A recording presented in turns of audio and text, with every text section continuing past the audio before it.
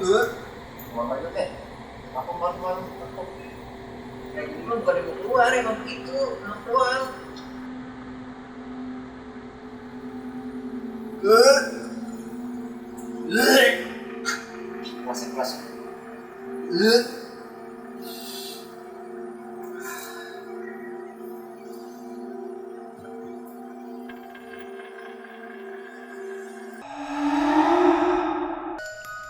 Assalamualaikum warahmatullahi wabarakatuh.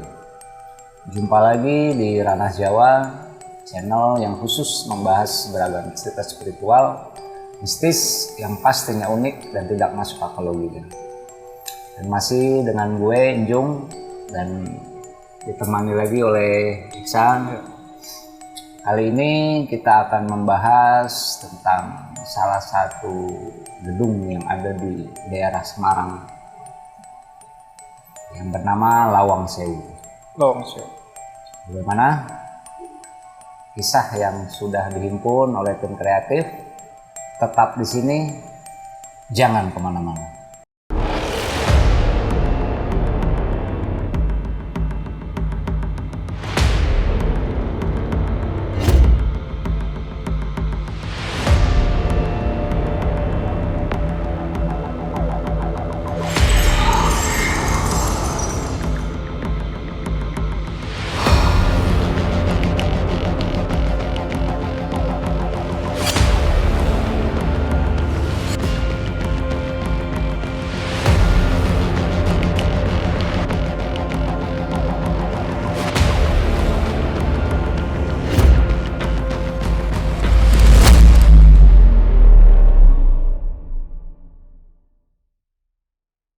Lawang Sewu. Lawang Sewu adalah gedung bersejarah milik PT Kereta Api Indonesia atau Persero, yang awalnya digunakan sebagai kantor pusat perusahaan kereta api swasta. Dan jika kita mengulik artinya, nama Lawang Sewu diambil dari bahasa Jawa yang berarti bangunan 1000 pintu. Memang kalau dari kejauhan terlihat banyak pintu yang jumlahnya 1000. Padahal fakta menyebutkan pintu-pintu yang terdapat di gedung itu hanya 429 saja. Saat ini gedung Lawang Sewu dimanfaatkan sebagai museum yang menyajikan beragam koleksi dari masa ke masa tentang kereta apian yang ada di Indonesia. Dan koleksi yang dipamerkan antara lain koleksi Almar, mesin Edmondson, mesin hitung, mesin tik, replika lokomotif uap, surat berharga, dan lain-lain. Lawang Sewu menyajikan proses pemugaran yang terdiri dari foto, video, dan material restorasi. Mendekati pintu keluar, terdapat perpustakaan yang berisikan buku-buku tentang kereta api. Selain menyimpan banyak nilai, bangunan yang dibangun pada tahun 1904 oleh Belanda ini juga terkenal angker. Berbagai cerita hantu yang ada di Lawang Sewu pun menjadi buah bibir di masyarakat setempat. Dari mulai mitos tentang penampakan noni Belanda, misteri teriakan di sumur tua belakang, hingga bau anyir yang tercium di area bawah tanah yang ada di gedung Lawang Sewu tersebut. Menurut mitosnya, dahulu ketika masa penjajahan Jepang, pernah terjadi kasus pemerkosaan oleh tentara Jepang terhadap sekitar puluhan noni Belanda. Dan usai diperkosa di Lawang Sewu, tentara Jepang langsung memenggal kepala noni-noni Belanda yang malang itu, hingga menyebabkan munculnya kisah mistis. Kisah hantu noni Belanda ini pernah disampaikan lewat kesaksian seorang pria yang mengaku pernah melihat penampakan sosok noni Belanda ketika dirinya sedang memancing di sekitar sungai Lawang Sewu. Pria itu mengaku sosok si noni Belanda memang tidak mengganggu, namun hanya mondar-mandir dengan menampilkan wajah pucatnya yang cantik, bersimbah darah dan tersenyum. Selain misteri noni Belanda, kisah horor juga datang dari salah satu bagian depan halaman gedung, yakni sebuah sumur tua yang setiap harinya selalu dikunci dan tak pernah dibuka. Sumur tua itu berbentuk tembok meninggi dengan bagian dasar tanah dan bagian atapnya adalah genting yang berwarna merah.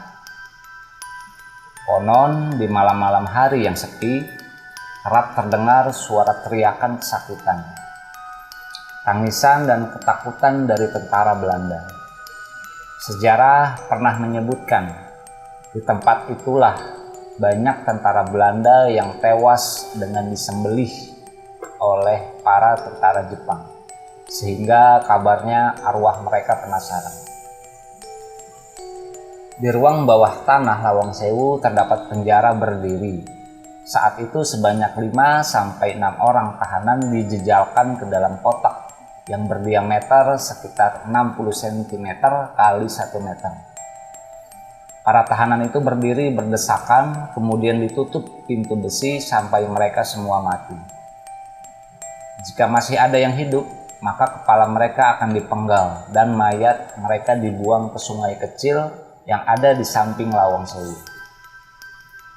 Konon, karena aksi penyiksaan di penjara berdiri itu, sampai sekarang masih bisa tercium aroma-aroma aneh seperti bau anyir darah yang membuat bulu kuduk berdiri. Itulah sedikit artikel yang sudah dihimpun oleh tim kreatif dari Ranah Jawa. Dan segmen berikutnya kita akan coba membahas mungkin dari Iksan yang menemani kali ini, ada pengalaman di situ. Jadi teman-teman tetap di sini. Iksan tadi pembahasan tentang Lawang Sewu. Gue belum lama pernah ke sana di tahun kemarin ya. Tapi sepintas dari cerita lo ini nih bang, entah gue kayak bener-bener kayak udah ngerasain, walaupun gue belum pernah kesana ya, gue nggak ngerasain. Dari cerita lo ini tiba-tiba udah kayak terbayang yang ngerasain bagaimana emang angkernya itu tempat. Karena sebelum kita coba angkat juga, gue dengar tim kreatif juga sempat nanya ya ke beberapa kawan. Nah yang kita angkat kali ini nggak gampang sebenarnya. Emang ini legend banget sih. Banyak kejadian yang tragis. Terus juga ya kita bicara penghuni ya, yang ditanya ya polisi. Terus balik lagi nih ke di saat tahun kemarin gue main ke sana. Itu gue kalau nggak salah memang malam Jumat juga, jam hampir lewat tengah malam kayaknya gue nyampe, 12:30. Emang gue masuk lewat parkiran aja kan, kayak ada parkiran di luar dari gedung. Awalnya juga gue agak ragu ya tadinya, cuma gue penasaran namanya Lawang Sewu apa sih. Gue juga nanya sama kawan gue yang orang sana, ya melihat aja bang katanya. Kira udah gue masuk mobil, gue parkir, sekilas gue perhatiin tuh satu jendela dari ujung ke ujung gue perhatiin. Sampai akhirnya gue penasaran, gue coba ngedeketin tuh. Wah itu rasanya emang hawanya wah Pengap ya? Beda deh pokoknya emang. Gue rasa saat itu beda. Dan panas. Kebetulan juga gue sama abang ipar gue ya, dia juga coba deketin, gue tanya di mana rasanya. Ih merinding gue gitu deh. Kalau gue sih ngerasainnya ya bang, kayak itu di tempat itu tuh bener-bener kayak ngerasa ngap, panas. Kita buat napas aja makin ke dalam lagi sampai ujung pintu yang di bawah tanah itu kayaknya kita pengap udara banget bang. Iya, karena memang ada penjara bawah tanah kayak gitu. Dan di situ itu kayak gue ngerasa tuh sering pastinya ada namanya jeritan kesakitan. Yang lo rasain sekarang, secara nggak langsung lo ngerasain ya? Dari sepintas cerita lu sih, entah nggak tahu tiba-tiba kayak gue ngerasain, kayak ngebayangin. Emang ya di gedung itu tuh tragis sih kalau dibilang mah. Benar atau tidaknya nih bang ya? Ya sepintas kalau ada orang yang mungkin ada yang ngelihat seorang Belanda tanpa kepala, itu pasti ada lewat. Dia selalu itu yang suka menongol. Dan juga salah satu yang sering nonjol di situ emang benar dari cerita itu sih, kayak Noni. Sepintas gue ngerasain, entah ngebayangin tuh Noninya itu mukanya tuh dari matanya aja netes kayak darah, hidungnya juga ada kayak darah. Dia bajunya itu kayak lusuh. Lo kayaknya cerita berat nih San. Kalau dibilang lo rasain nih, kita angkat artikelnya. berat sih berat ya bang ya. Dari cerita itu aja gue benar-benar kayak tiba kayak ngerasain di sana. Tapi yang paling berat itu sumurnya emang bang. Sumur. Ada apa tuh di sumur? Karena di situ tempat dibuangnya sih bang kayaknya. Benar atau tidak itu tempat dibuang. Dibuang itu mayat. Dikuburkan semuanya di situ. Tapi kalau rintihan jerit, gue kayak ngerasain tuh emang bener kayak di bawah tanah. Pasti banyak rintihan cerita itu di bawah tanah. Dan ruangannya itu pasti panas pengap tanpa udara. Ada udara, paling udara sedikit kita bisa bernapas. Dari artikel juga kan dibahas ada penjara yang berdiri, isinya itu cuma bisa muat 5-6 orang. Gue emang ini bang, belum pernah masuk, tapi gue pernah nginjaknya di depan pintu gerbang. Itu dulu udah lama, di saat abang gue kerja di Semarang, gue ngedatangin abang gue ke Semarang, dan malam-malam itu emang abang gue ngajak ke tempat itu. Di situ kan kayak ada tugu Semarang, tempat buat malam-malam kita kulineran makan. Emang pas waktu itu kepengen masuk tuh bang, pengen banget gue masuk, hanya nggak dibolehin karena malam oleh penjaga situ. Lo sempat nanya ya penjaga? Nah gue depan gerbangnya itu emang udah ngeliatin aja tuh, udah bener-bener kayak berasa merinding. Gue akuin merinding banget. Gue rasain juga saat itu dulu. Makanya pas gue denger cerita dari abang angkat ini nih, entah kenapa gue kayak bener-bener ngerasain, ngebayangin itu gedung. Wah berat ya bang, gue langsung ngerasa mual banget. Karena bau bangkainya itu pasti nyengat kalau orang yang bener-bener ditunjukkan bau bangkainya. Jadi sekilas juga emang kecil sama lo ya baunya ya? Sedikit bang, cium sedikit. Tapi nggak apa-apa nih ya, dengan kondisi lo yang sekarang. Ya, kalau dibilang nggak apa-apa sih, ya masih bisa nahan lah. Bisa diambilin minum? Ya nggak apa-apa. Nggak apa-apa. Oh ya, ngerasa. Bisa terlalu masuk ke sana juga nggak apa-apa sih. Coba apa ya, implementasi yang nggak terlalu jauh lah, jangan sampai lo ke bawah juga ke sana. Mungkin kisah-kisah yang diangkat kan juga tragis buat lo. Ngerasa kayak kebayang penyiksaannya aja bang. Iya. Tahu sendiri kan tentara Jepang penyiksaannya gimana, tragisnya dulu zaman dulu kan. Yang entah disiksanya kita ada yang jarinya dijepit, dirantai,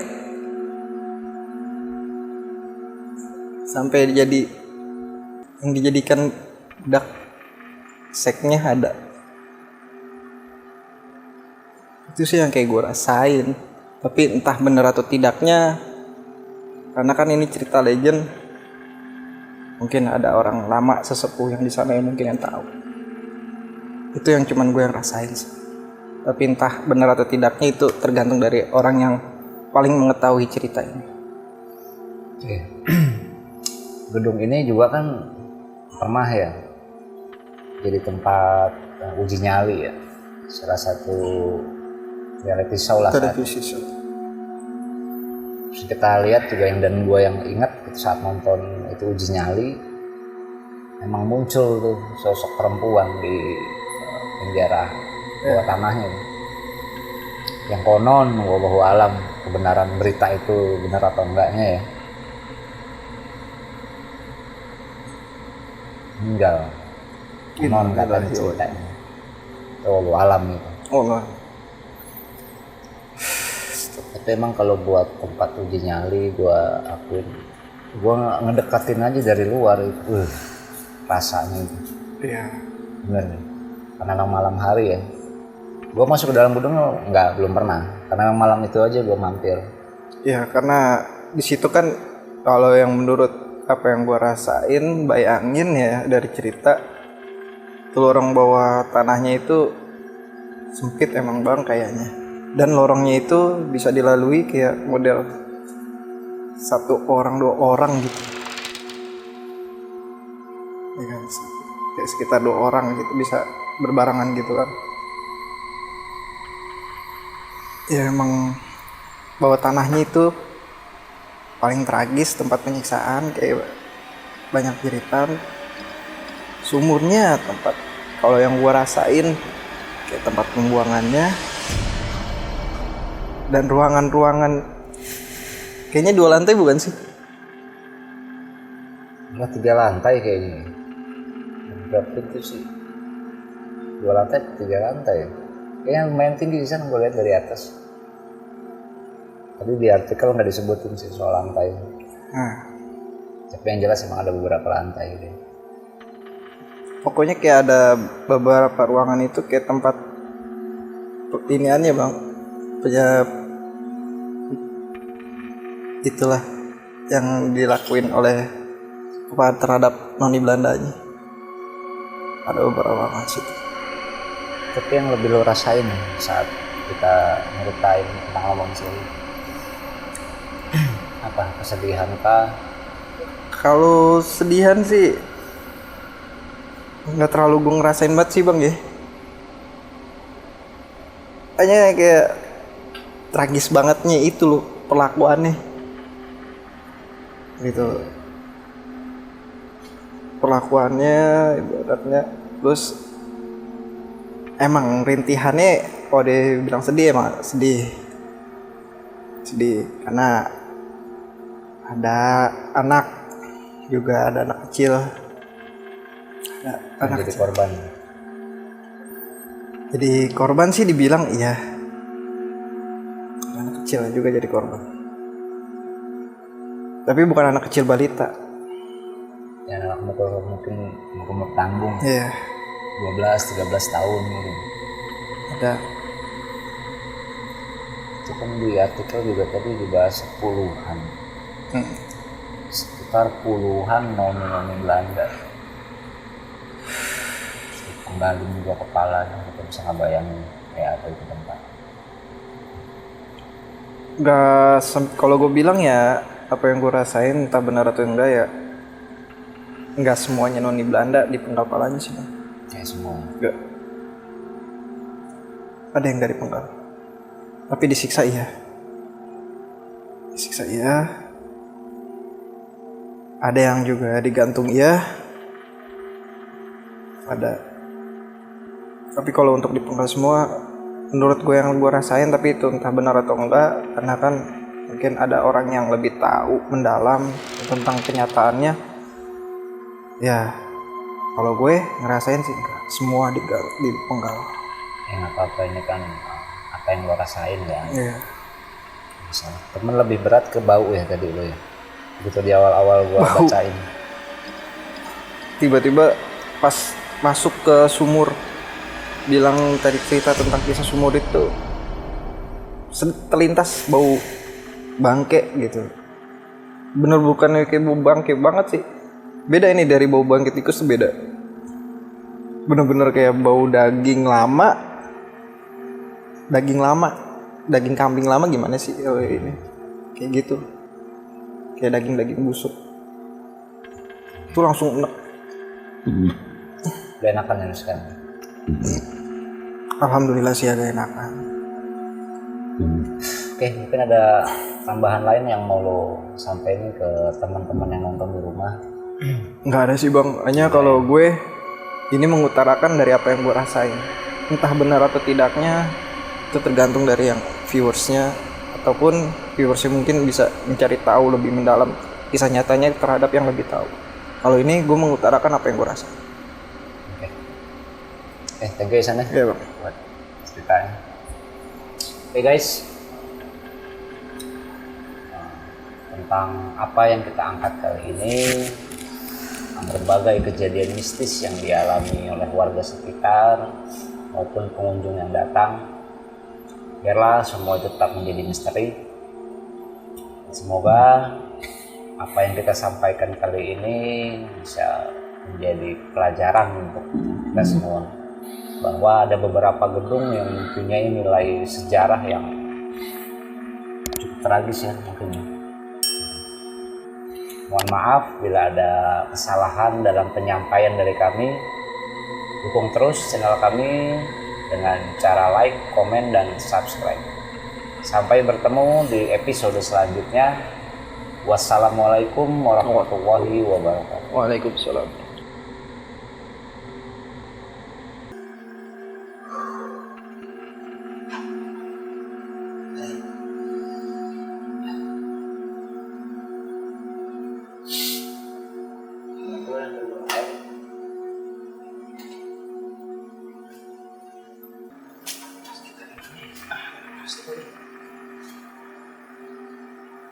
Suka gua bener 3 lantai.